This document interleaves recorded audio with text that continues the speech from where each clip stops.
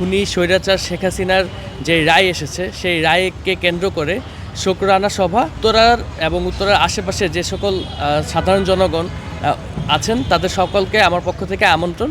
আজ 22 নভেম্বর শনিবার বিকাল 3টা থেকে উত্তরার মুগ্ধ মঞ্চে আমরা একটি ঐতিহাসিক প্রোগ্রাম করতে যাচ্ছি।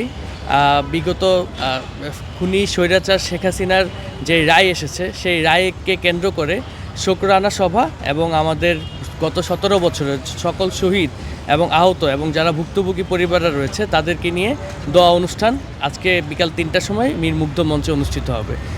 এই প্রোগ্রামটি একেবারেই একটি অন্যরকম ব্যতিক্রমধর্মী একটি প্রোগ্রাম এবং উত্তরার আশেপাশে যে সকল সাধারণ জনগণ আছেন তাদের সকলকে আমার পক্ষ থেকে আমন্ত্রণ এই প্রোগ্রামটি এসে উপভোগ করার জন্য এবং শহীদ এবং আহতদের যে দোয়া মাহফিল হবে, দোয়া অনুষ্ঠান হবে, সেই দোয়া অনুষ্ঠানে শরিক হওয়ার জন্য।